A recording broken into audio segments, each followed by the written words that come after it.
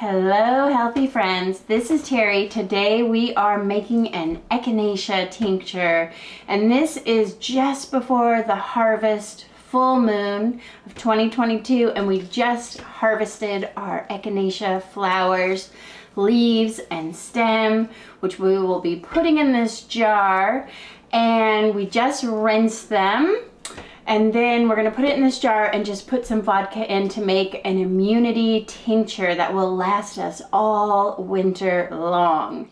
So we are just filling a jar with the fresh picked echinacea that we have washed and strained, and I like to use the flowers, leaves, and stem. And as I said, we'll put in the roots later this fall, and then we will just pour vodka over these flowers. I had somebody on social media ask me if I was using rubbing alcohol. No, absolutely not. This is drinkable. You want a vodka that you would drink.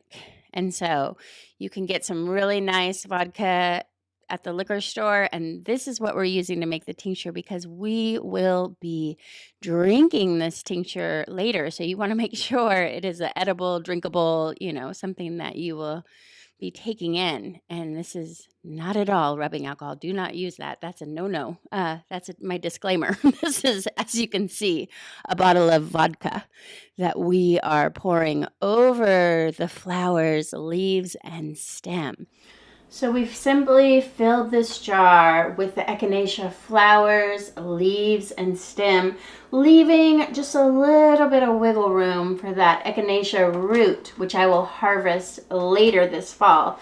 And then I have the lid. Make sure you get out your Sharpie and label this. I used to not be a good labeler, and I have really learned the value of labeling your tinctures so that you don't find some random jar somewhere and not know what it is. So I put my label jar in and I seal it. I'm going to stash this under this bench that we have at our table.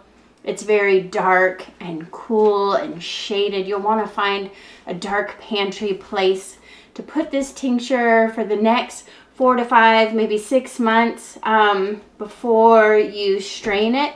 And then what I love about this 360 vodka is I will just use this jug to strain this and put this right back in this nice little jug that is so reusable because it's got this nice seal. And every year the echinacea grows in our pollinator garden, and every year it has a little different flavor. And this year we've had such a hot, dry summer that our echinacea really got kind of cashed, like it was very dry this year. And that's okay. However your echinacea is, you just bottle it for the year, and that is the medicine that you will need for that year. The herbs will store it. And this is August when we are putting this tincture together. And I will wait until the late harvest, maybe sometime in September, I will go back out and harvest some of the echinacea roots as well. And then I can just add those roots right into the bottle of already prepared tincture because the roots really hold all the deep medicine as well. And I want to use the flowers, the stem, and the leaves as well as the roots.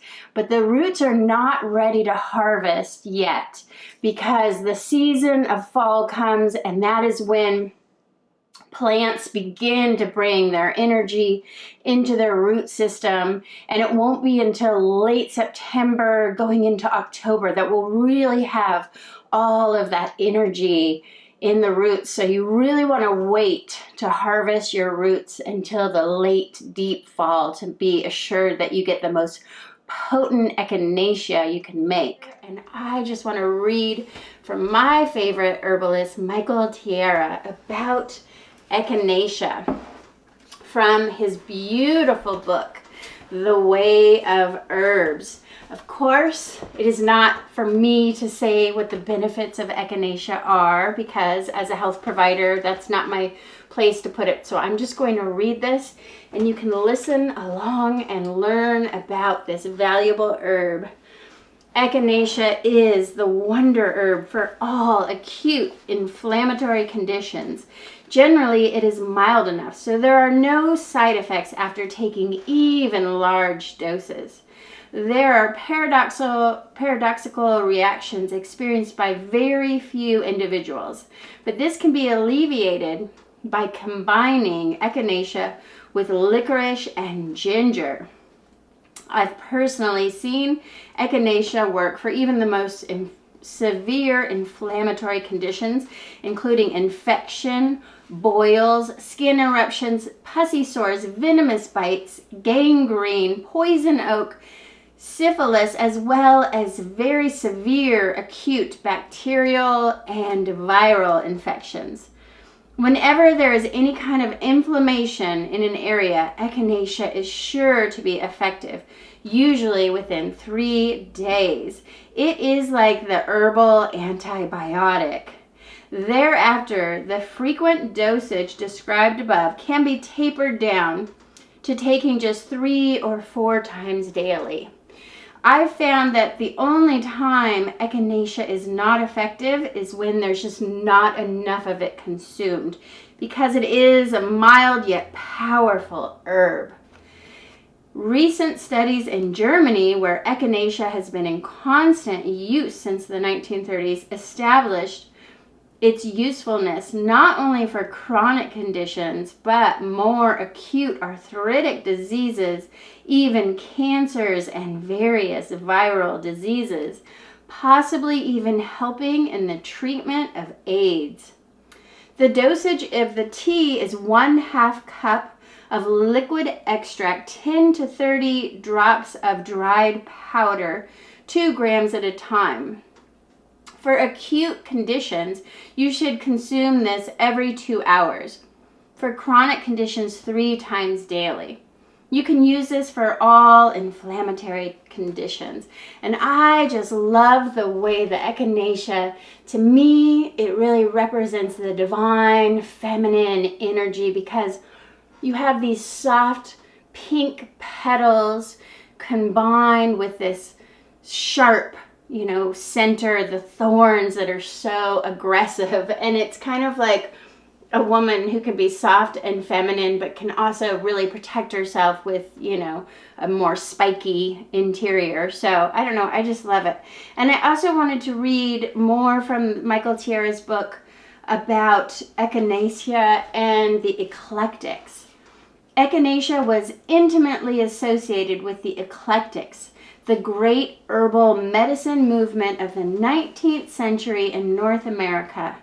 Eclectic medicine was founded in the 1850s by Worcester Beach, specializing in the integration of Native American herbs, homeopathic medicine, and was then the Western scientific knowledge of the day.